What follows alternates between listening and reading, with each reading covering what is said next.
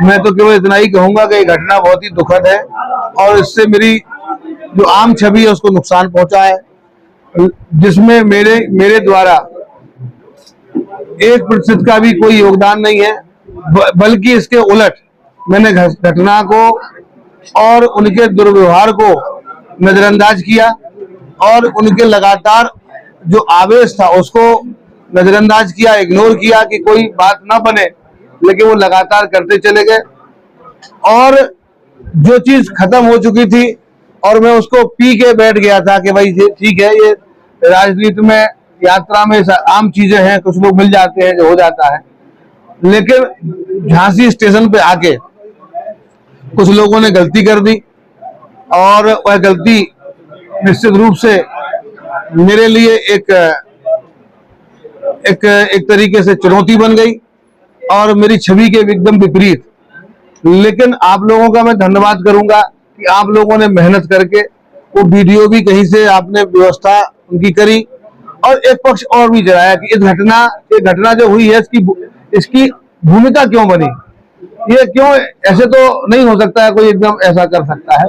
लेकिन जो हुआ वो होना नहीं चाहिए था।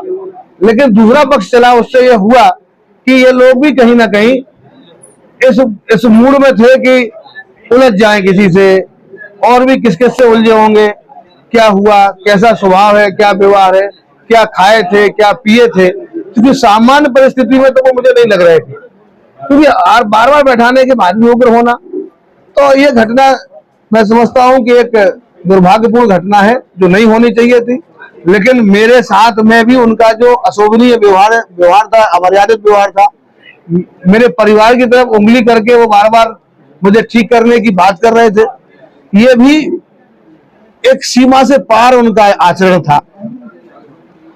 उसके ऊपर पुलिस कार्रवाई होनी थी।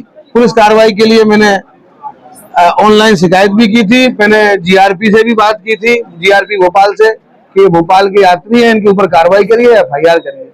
और मैंने पुलिस की सुरक्षा भी मांगी थी कि मुझे रास्ते में पुलिस भी दीजिए, क्योंकि ये लोग सामान्य लोग नहीं है, या तो कहीं से प्रेरित है या इनका जो मानसिक संतुलन है वो कहीं बिगड़ा हुआ है। और इसी सारी चीजों की ये पूरे वाकये की सूचना मेरे सहयोगी द्वारा, जो गनर है सुरक्षा कर्मी सहयोगी, उसने पीछे दे दी झांसी में कि विधायक जी के साथ में लगातार ये जो दुर्व्यवहार हो रहा है, ये ऐसा तो नहीं कि झांसी में जाके और ना बढ़ जाए, क्योंकि पता नहीं क्या कारण है।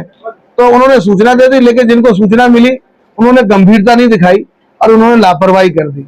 लापरवाही के कारण ये घटना घटी और जो अब आपके सबके सामने है, मैं केवल इतना ही कहूंगा कि ये घटना थी, दुखद संयोग है और इसमें किसी की भी भूमिका इस तरीके की घटना के लिए नहीं थी। और मेरा तो पूरा वीडियो आप मेरे परिवार का आप पूरा वीडियो देख सकते हैं। सामान्य तरीके, एक सामान्य यात्री की तरह हम लोग यात्रा कर रहे थे।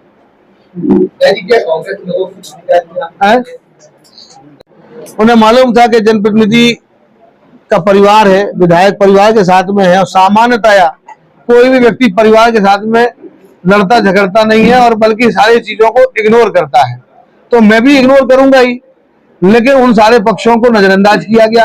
मीडिया के लोगों ने मेरे से पूछा कि क्या हुआ, लेकिन मेरी बात को सुना तो, लेकिन मेरे पक्ष को कहीं रखा नहीं। उन्होंने तो हमको भरपूर विलेन बनाने की कोशिश की।